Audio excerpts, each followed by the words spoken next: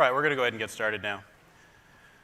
Hey everyone, my name is John Hazen. I'm a lead program manager in the Internet Explorer team, and I have the privilege of leading our effort in building an HTML platform for applications. And as you've heard in the keynote today, Microsoft is really shifting our focus toward cross-platform development, and there's almost no better language and platform for doing cross-platform development today than HTML5. And so I want to talk with you about what we're doing and how you can build these kinds of applications on Microsoft technologies that run across platforms. So how about that keynote? A lot of pretty awesome stuff there, but not the least of which is getting an Xbox. Anyone excited about that? Woohoo! Yes, nice. I wish I was getting one. They don't give those to the speakers. And pretty awesome to get that $500 gift certificate as well. I hope you spend that well at the Microsoft Store and get something that you can use to build applications on. So another reason I'm really excited today is just to see how full the room is. When I first started doing talks on HTML5 as an application platform 3 or 4 years ago, it was a very scattered audience in the room. Just a handful of people showed up, kind of scratching their heads, wondering what does it mean to build applications for mobile or for PC, for tablets, using HTML5. And the community has really moved a long way in enabling these platforms through various frameworks and tools to really create very rich and exciting experiences for your customers. And I'm really excited about the kinds of things we're enabling in the Microsoft platforms as well to help you deliver the best experiences for your customers across browsers and across application platforms. So as you've heard many, many times, Microsoft is committed to HTML5 and its associated standards. And this is really just sort of an umbrella term that means the various browser vendors and other partners are working together to create a set of standards that allow you as a developer to write the same markup in HTML, CSS, and JavaScript to deliver experiences that will run the same way in various browsers and in various application platforms. Sometimes we do a great job with that. Sometimes that's a little bit rough. And I'll show you some examples today where that's gone smoothly, and I'll show you some examples today where even I, as an expert in the field, kind of really wrestled with how to deliver the same experience across a variety of browsers and application platforms. So we'll take a look at that. In case you didn't know, Microsoft's implementation of HTML5 is really based on 2 core components in our operating system platform. These are terms that you may or may not have heard. Trident, which is our HTML rendering platform. This is effectively the same thing that you would see in WebKit or Blink in competitive browsers. And the Chakra engine, which is our underlying JavaScript engine. So Trident takes care of the layout and formatting of what's displayed for HTML, and Chakra takes care of really the application logic, what's executing behind that experience that really delivers value to your customers. I bring this up to just say that, hey, Internet Explorer 11 builds on those 2 core components in the operating system platform by adding a browser frame around those components. That browser frame is what provides the address bar, the tabbed experiences, the search experience, all of those visual things that you see that contain a web page. And of course, as you heard in the keynote address, we deliver that exact same browser experience and set of components across all of our platforms. So whether you're working on Phone 8.1, it's got IE11. If you're working on slates or PCs, IE11's there. As you heard, we also run this exact same set of components on the Xbox as well. So many of the application experiences that you see today, even on Xbox One, are in fact built on this same set of technologies that we use for the browser. Now, these exact same components are the basis of our application platform as well. So the only thing that's changed here is the frame process that hosts Trident and Chakra. So for our applications, we have this thing called www.host.exe, or that stands for Windows Web Application, in case you were wondering. Nothing quite so nefarious as the AFD driver that you heard about today. It's a bit more innocuous. Maybe I could come up with a more exciting story behind www, but that's what that's about. So Windows Web Application Host, it also loads the exact same Trident and Chakra engines. So the importance of this is that the code that you write for the browser and implement for the browser using standard HTML5 technologies is the exact same code that will run in our application platform as well. And that's true, again, on the phone, on the slates, on PCs, and in fact on Xbox as well.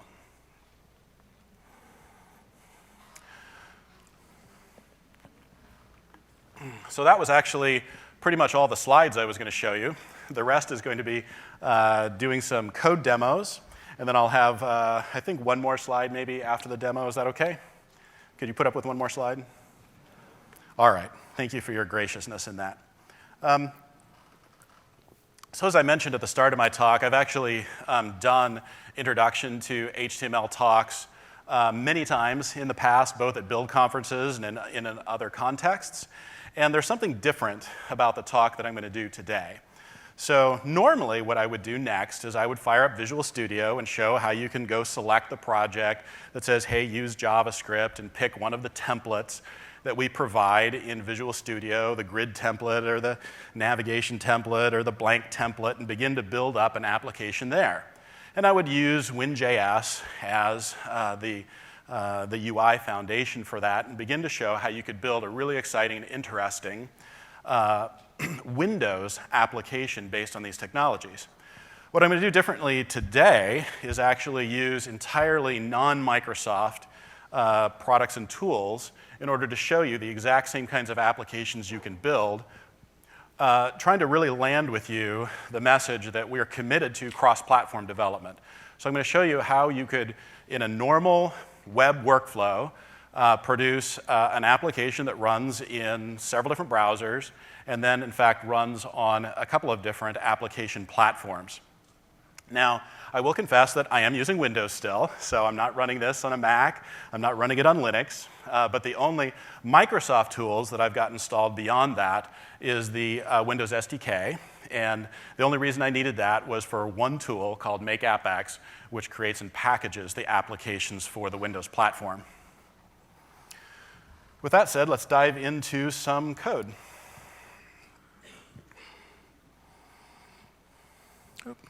Have to log back in. Okay, so the first thing I'm going to do is fire up well, it's a PowerShell window, but really what I'm going to use is Node and a tool that I've installed called Yeoman. Are you familiar with Yeoman? Anyone has used it?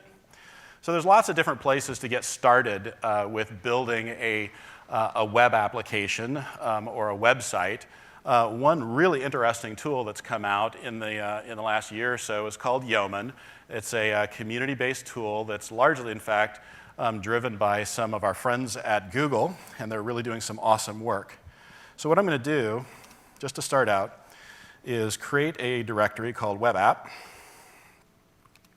Go into that directory. And I'm going to just say, yo, Web App. Now this presumes, again, that you've got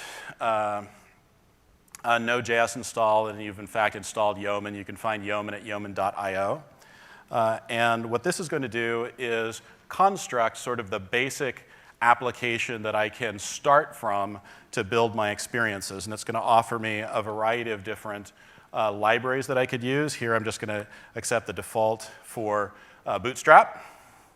And what this is doing now is it's constructing an entire directory structure for my application, for some testing libraries associated with it, some automation libraries, and giving me a basic starting place to build a web application. And I'll show you some things that are really cool about that as soon as it's done. Yeoman includes a couple of other important projects as well. You'll see that Bower install gets called a couple of times. I'm going to use Bower in a moment to add a couple of additional JavaScript libraries to my basic project. So Here I've got this directory structure where it's created my app, it's stored away some node modules, it's got a test infrastructure that I could run, it's got all the configuration files for Grunt, which is a task runner that I may want to use. As I said, I'm going to use Bower. Bower is a package management tool for JavaScript libraries. So rather than needing to know exactly where I'm going to go pick up Knockout, for instance, from, I can just say Bower install Knockout. And again, none of this is special or particular to Windows. This is supported across a variety of different platforms. So you could actually get started with this on any platform you wanted to use. And Bower doesn't just work with the major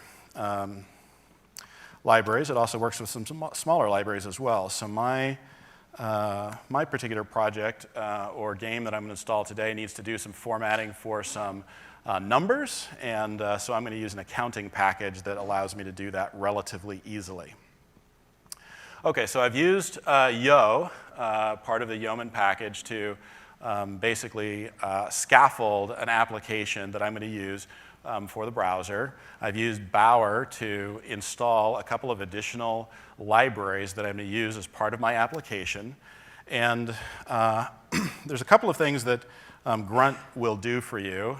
Grunt provides some default mechanisms for building, if you will, the application. So it might create minified versions of your tools. It might run your Sass compiler. It might do image optimization tasks, these kinds of things. And so there's one thing that I need to pop in and do in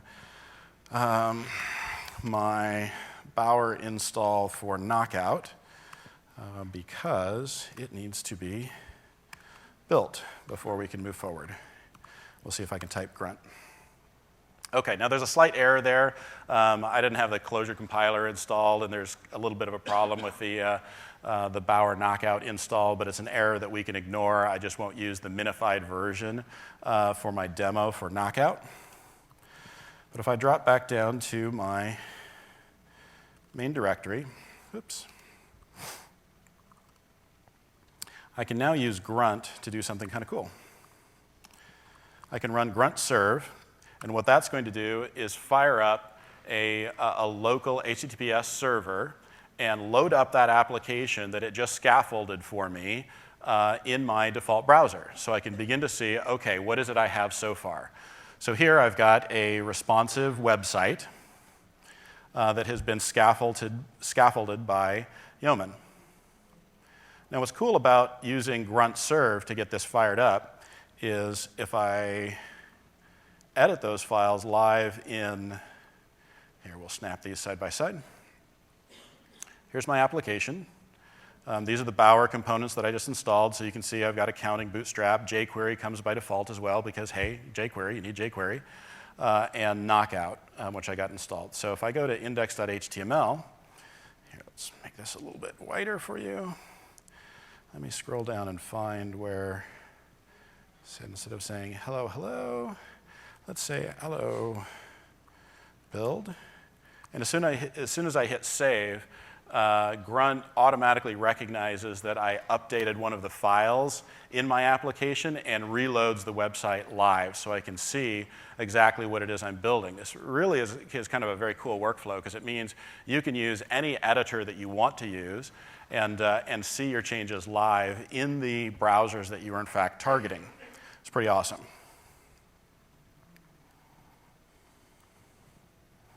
So the next thing I'm going to do is I have a script here. Well, the next thing I would naturally do is begin to build on that scaffolding, replace the index.html with my code that I want to have displayed on that page, update the JavaScript, the main JavaScript loop to handle the tasks that I need. I'm going to take a shortcut to doing that by running a script that I built that we can just pretend I typed really fast and coded up this whole application live for you. So demo app. And all that's going to do is copy over the top of my project the set of files, my new homepage, my new CSS, my new JavaScript, And you can see that the browser automatically refreshed and is now presenting the application that I built. So just to give you a little tour of this application, it's one of those click games. You ever play like Cookie Clicker? I'm addicted to these things.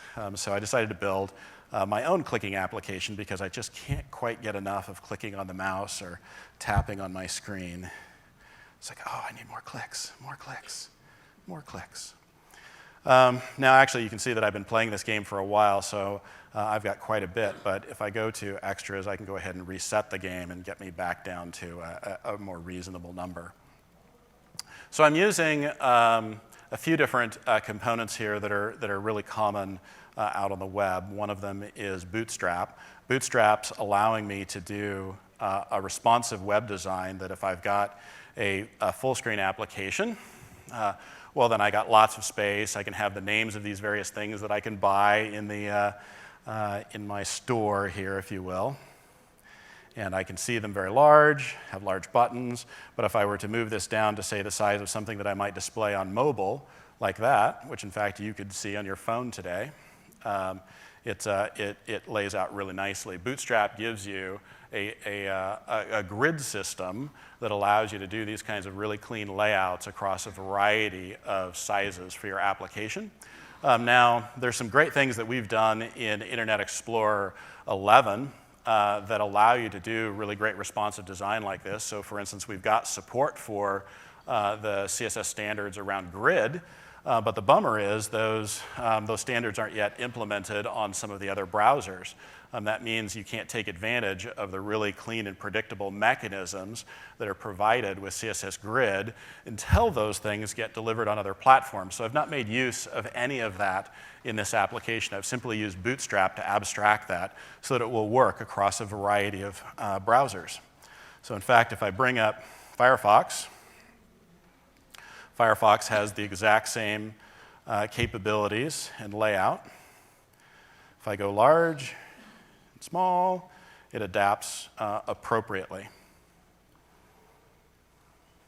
So that's working pretty much exactly the same. And the same thing is true if I bring this up in Chrome. And again, I'm pointing these all at the local host, which is where Grunt is running my code from. And so these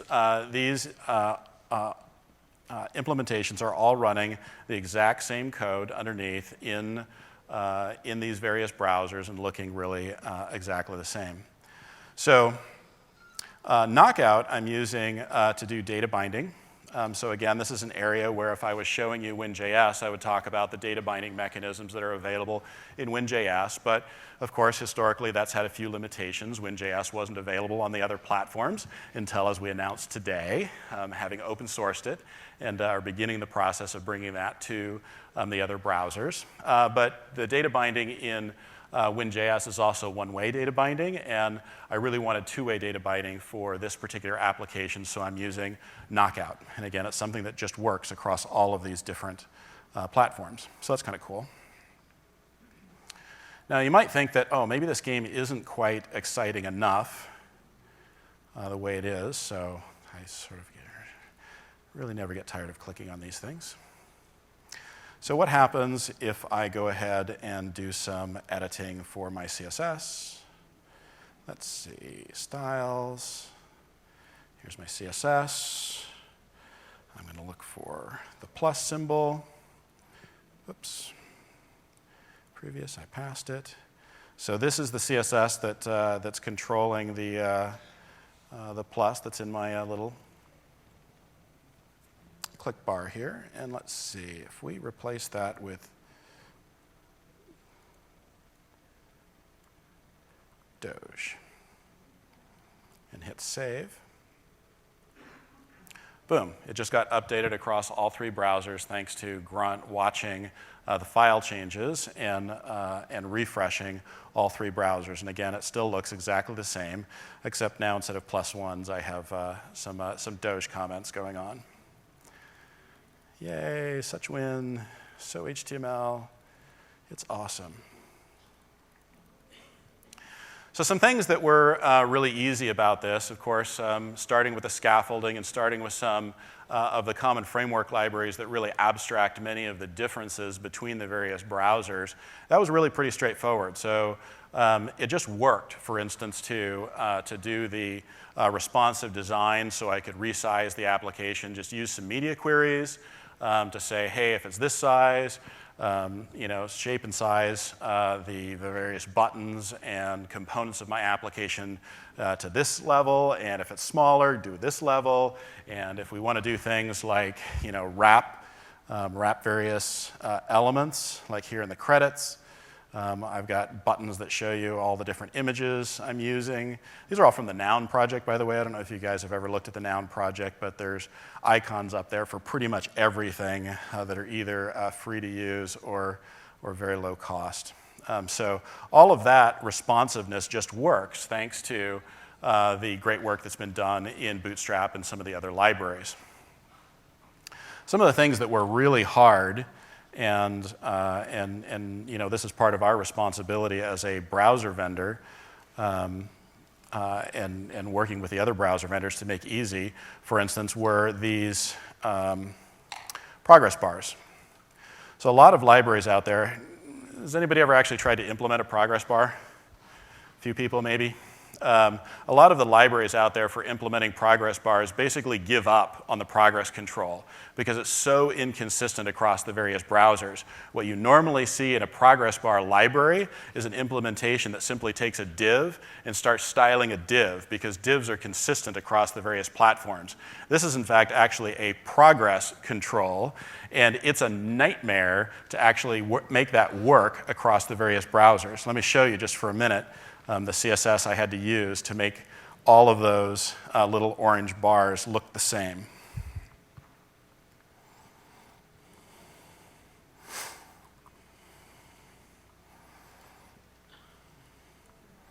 Okay, so the code just for my CSS goes from here all the way down to here.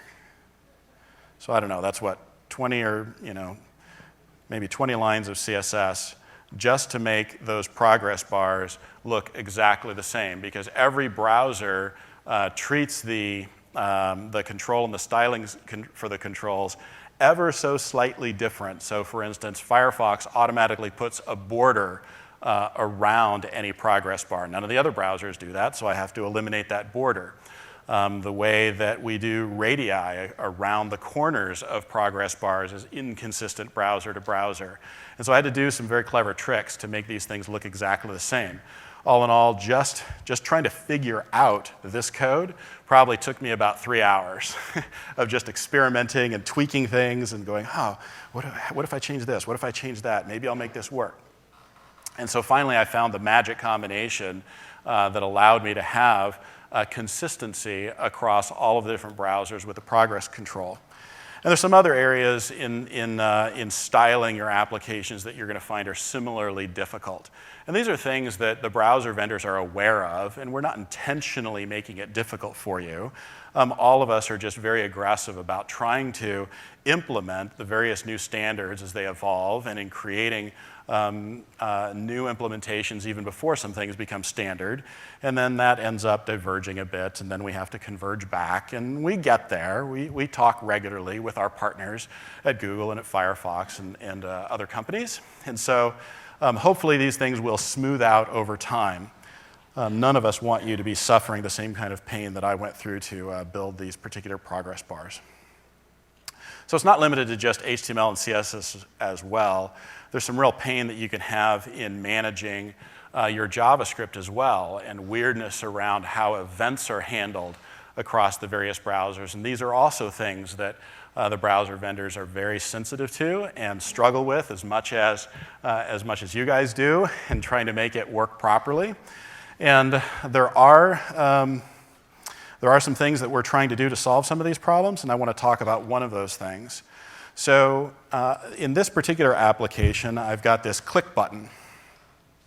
How clicks and touches are handled on various platforms and in various browsers are very, very different. Some use the mouse events. Some use touch events. So like on iOS, on your iPhone, if you're using this application, if I hadn't done this magic code, you could only touch on that button about every 300 milliseconds, which is not nearly enough when you're trying to go really, really fast, which is the whole point of the game, right? And so I had to do some magic here to handle both the touch start event, which is what iOS wants, and the click event, which is really a mouse event on other platforms. Now, again, this is an area where there are standards evolving around how touch events happen, and if you use the pointer event on the Microsoft platform, it works really cleanly, whether you're using a mouse or whether you're using touch. But again, the pointer event is not something that's available across all of the different platforms yet, so I haven't bothered to try and use it here because I want to deliver something that works across all the different browsers and the different platforms. And so I had to do some magic here that's really non-obvious to handle both of these clicks, and to prevent both of those clicks from going through and double counting them, I had to actually stop propagation of the first event that I get and allow the other event to proceed through to my code that handles that, that mouse down. So there's some things that are really challenging, but these are all things that there are mechanisms and ways that people have discovered to paper over these differences in the browsers, and you can find those, and it's just a matter of time and effort, but you can deliver something that in fact works really well across all of the different browsers. But we don't care just about browsers when we talk about an application ecosystem, particularly on mobile, where more and more people expect to use an application, not just navigate to various websites in order to get these kinds of experiences. And so I want to walk you through a little bit what that looks like for building. Sorry, I just have to click some more. This guy's so much fun. I want to walk you through what that looks like for building first for Chrome in their Chrome application platform, and then I'll show you what that looks like for building it in Windows in the Windows application platform, and you'll see that fundamentally these are not that different. So again, let me minimize these, and I'll use my magic demo script.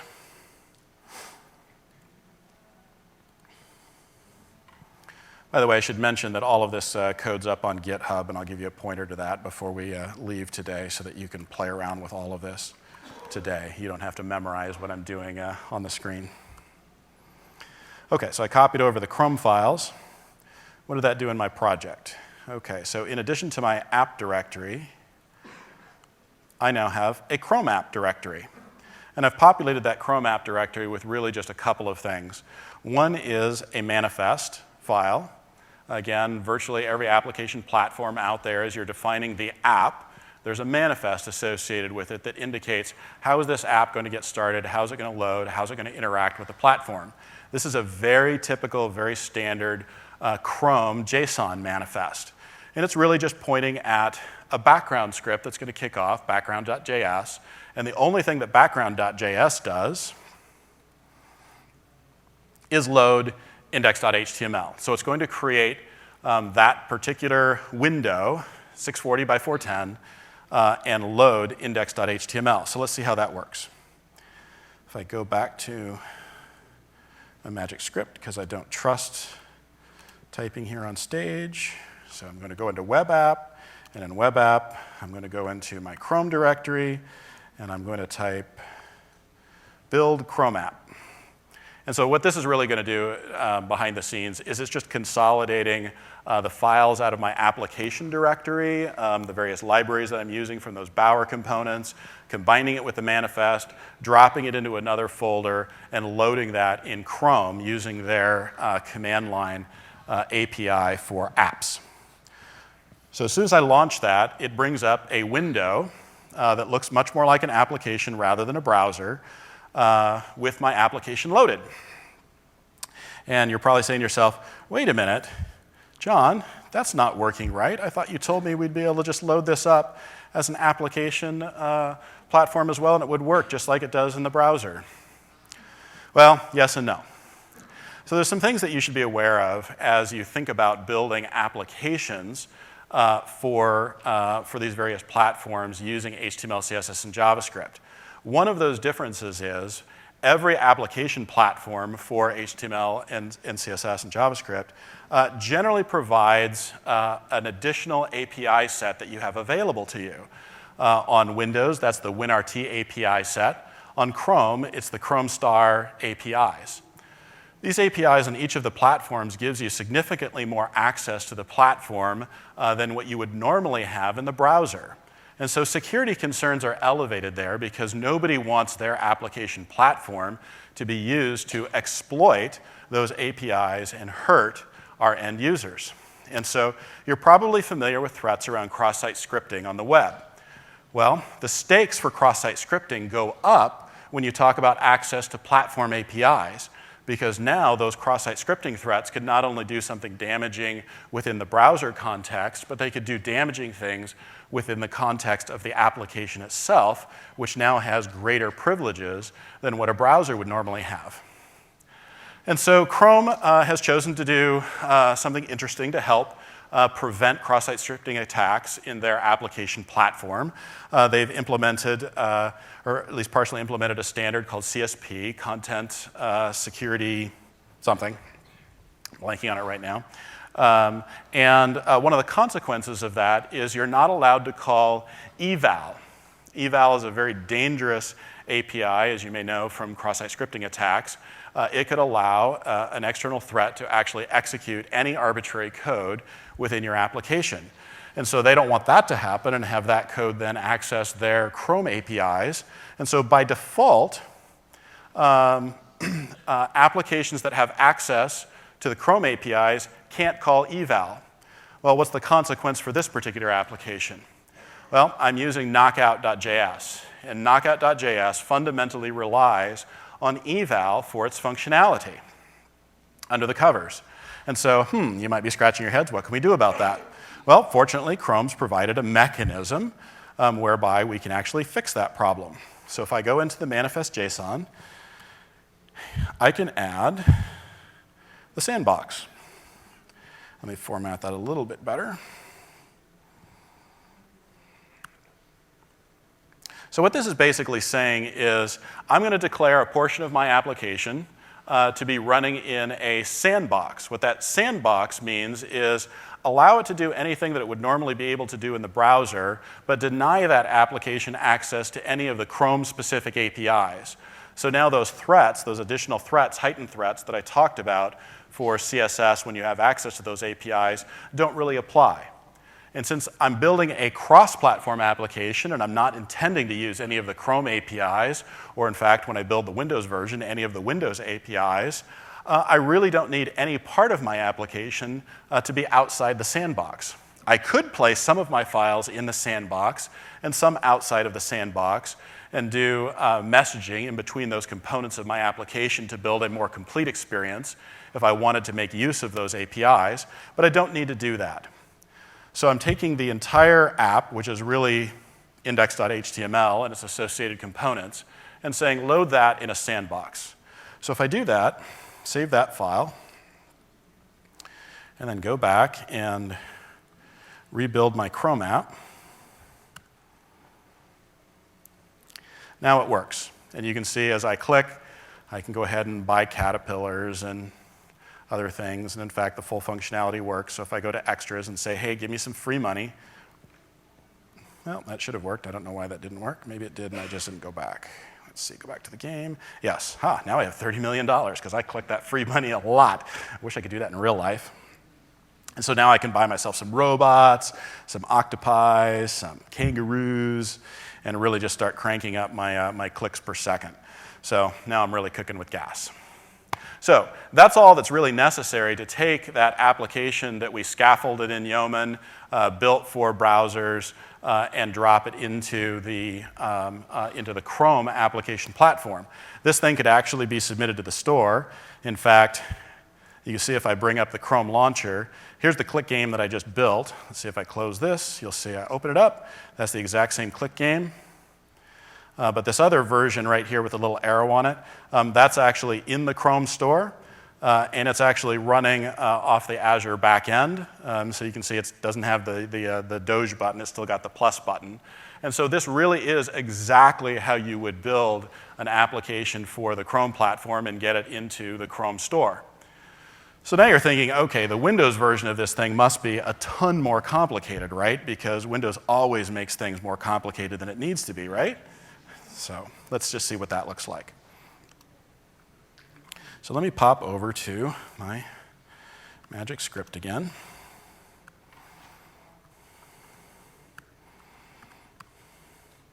And demo, AppX. Copied over the AppX files. Well, let's see what that did. So now I have an AppX directory, again, in my same project. And again, I've copied over just a couple of files to help make this application work. Again, should be familiar, we have a manifest file, just like we had in Chrome, except this one, I admit, is significantly more complex than the Chrome JSON manifest. It's an XML manifest, so it's really not quite as complicated as it looks. And you'll notice here at the top, there's actually a reference where I document, where we have documented, I didn't personally document it, where we've documented exactly how you would construct this manifest. And again, this manifest wasn't that hard to construct by hand. I didn't use Visual Studio. I didn't have to go load up any Microsoft tools. I just had to follow the schema for a manifest. So I've named it. I've got my publisher name. I've indicated what logo I'm going to use, just like I did in the Chrome version. I've indicated what the minimum version is, so that obviously this isn't going to run on Windows 7. I've targeted Windows 8.1 for this release. I could have targeted Windows 8 as well, because there's nothing special about this that would require 8.1. I've loaded a splash screen, these kinds of things. And then the only other thing that I've got that I copied over is this mapping file. And this really is just an indicator of, okay, what are the files that need to be copied out of the rest of the application into my AppX folder, just directly out of the website version in order to build the AppX version. So again, I'm not really doing anything that is fundamentally different than what we did on Chrome. So once again, if I pop back to my magic scripts and go back into my web app directory, and this time go into AppX, and then again, just like I did before, run the build script. What's going to happen is it's going to package that thing up into an AppX file and install it and launch it. And again, we have something that looks exactly the same as it did in the browser, but now it's a fully integrated Windows modern application that could be, in fact, submitted to the store. This one I didn't bother sending up through our store process. So now you'll see it actually appears on the Start menu with a live tile, because I indicated, hey, here's the tile that I want to use. I can resize that tile and say, hey, what if I want a really large one? And no, I'm not trying to give you the finger. It's just, you know, the click button. So trust me on that one. So even without doing anything that is specific to Windows here, I've really just built an app that should run in a browser. I've now shown how you could drop that into an AppX package that runs as an HTML application on the Windows platform, and you get some really cool things for free out of that. So for instance, if I go into extras here, I promise you this stuff was up on GitHub. If I click the button that says fork me on GitHub, I get the modern application behavior of automatically sharing the screen with the modern browser to display what that link was about to show you.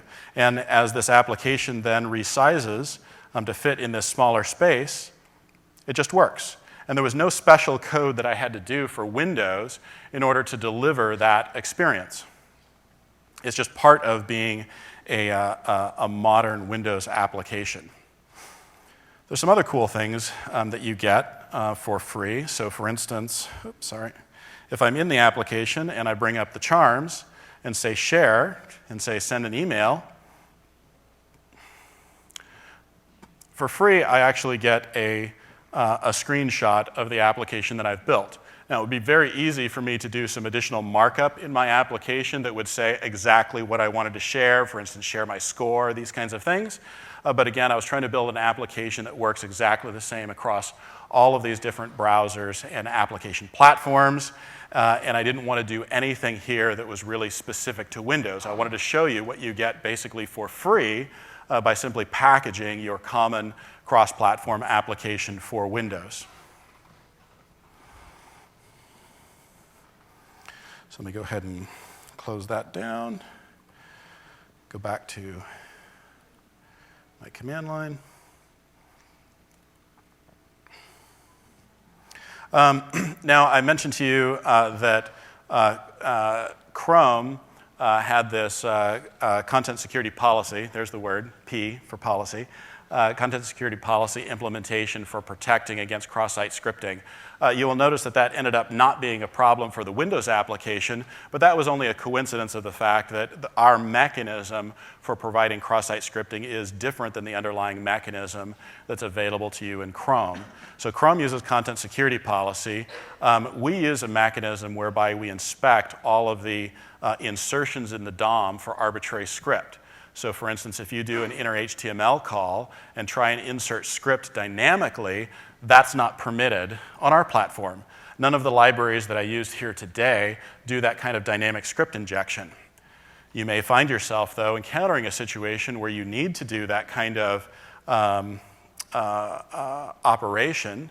And so on our platform, the way you would work around that is to use a function called exec unsafe local function that allows you to, on a case-by-case basis, bypass the restrictions that we've put in place. So rather than automatically excluding the entire application from access to the WinRT APIs, you can exclude just very specific portions of your code and say these specific things should operate the way the web operates, and I don't need it to have access to the system APIs. And so you can use that exec unsafe local function in order to work around problems that you may encounter when you move your applications into the AppX platform. There's more that I've linked to on the GitHub site about exactly how to use that mechanism and what it means. In fact, I did a whole other talk on that, so I encourage you to go look at that if you encounter those problems. With that, I'm going to pop back to my PowerPoint and find my clicker and just recap what we saw here. So rather than using Visual Studio and WinJS, I've used Yeoman. Again, you could go to Yeoman.io and check that out for scaffolding my application. And again, Yeoman includes both Grunt and Bower. Grunt was my task runner, so it allowed me to build my application, to launch my application in the default browser, to do the live updates, all those kinds of cool things. I used Bower to install the additional libraries that I needed in order to build this application. I used common community-supported libraries, including jQuery and Bootstrap, which were included by default in my Yeoman constructed web application. I added Knockout and accounting libraries to flesh out my application. I use Sublime as my editor rather than Visual Studio. In fact, I don't even have Visual Studio installed on this machine. I'm probably the only presenter here at Build who's actually showing code who doesn't have Visual Studio installed. So that's kind of a unique thing. I showed you how then you could use these technologies and these libraries to build an application that works really identically across a variety of browsers, and highlighted some places where that was challenging and highlighted some places where that worked relatively smoothly, and then showed how moving that web code into an application platform is really relatively straightforward, whether that's on the Chrome platform or whether that's on the Windows platform. So what I want you to take away from this is it's very, very possible for you to use HTML5 as the foundation for building great cross-platform applications that target Windows as well as target other platforms. We really want you to be able to use these technologies to deliver value to your customers really wherever they live. So if they live on other platforms, great. You should be able to deliver great full-featured applications to them. And if those customers are living on Windows, you should be able to use this exact same code and deliver it on the Windows platform in a way that really integrates cleanly and smoothly even if you don't do anything specific to integrate into the Windows APIs or the Windows system. It really just works. All of this is possible because of our commitment to the HTML5 platform and our partnership with other browser vendors and other companies in order to make this as easy as possible for you. One last thing that I want to show you. Again, you saw it very briefly, but if you go to GitHub /jhazen66, in fact, here, I'll just go here for a second.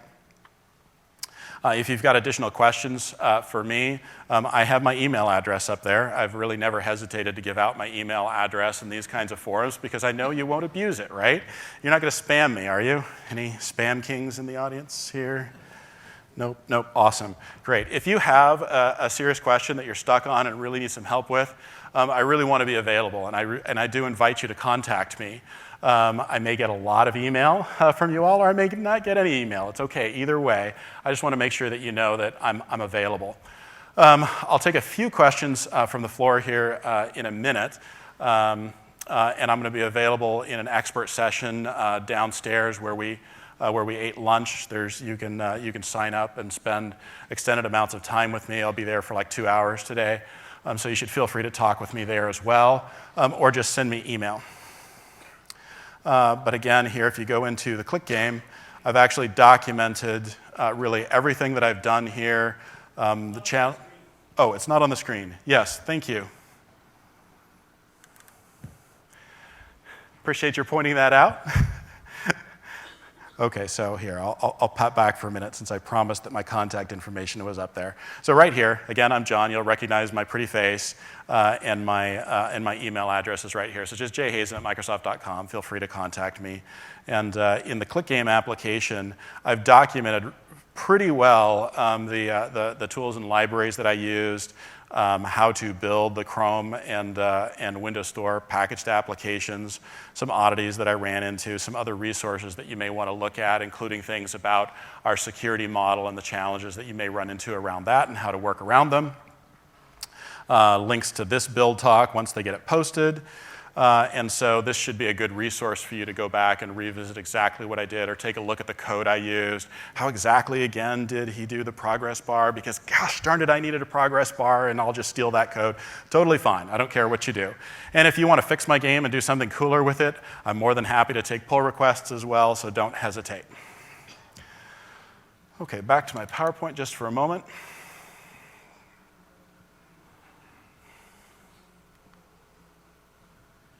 So that's where I am on GitHub. Don't hesitate to contact me. There's a couple of other talks that I wanted to highlight. Again, I very deliberately today did not do any integration with the Windows platform specifically, but this talk at 2:30 today is really directly about that. Let's say you actually do want to begin to take advantage of what the Windows platform has to offer in its APIs or other capabilities. The talk at 2:30 on blending the web with the platform is all about that. How would you take explicit advantage of Windows using HTML? The talk at 4 o'clock, WinJS, The Road Ahead. You saw sort of the headline announcement in the keynote today that is moving to open source. It will be a community project driven by our MS Open Tech team. We've already taken pull requests today, and we've in fact accepted pull requests today. So people are diving on this right away. It's pretty exciting. You will find a link up there on the WinJS GitHub repository to well, actually, I'll bring it up in a minute. You'll find a link to a demo site for the WinJS code that you can bring up in Chrome or Firefox and see WinJS working live in those environments. Again, as our reflection of our commitment to helping you build the best cross-platform applications that you can. If the Windows look and feel is something that you want to deliver on a website or on other application platforms, you will be able to take advantage of WinJS to do that. And then finally today, there's some other important announcements that we're making about Internet Explorer as a development platform, particularly around the transparency that we will have going forward. for our platform. It's something that we have not been particularly good about in the past. We want to tell you more about what we're doing moving forward so that you can begin to prepare for that and take advantage of those capabilities moving forward. So those are the 3 talks that I would encourage you to take a look at today. Okay, with that, I would encourage you.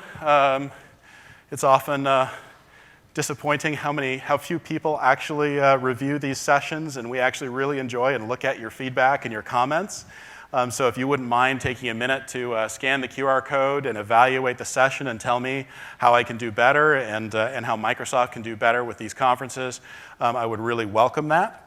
You can always go up to Channel 9 later and provide your feedback up there as well. So thank you for your patience today and for being a great audience. That wraps up for my talk. I'll hang out here for a few minutes to take questions from down here just in front of the stage. And I look forward to seeing you for the rest of Build. Thank you.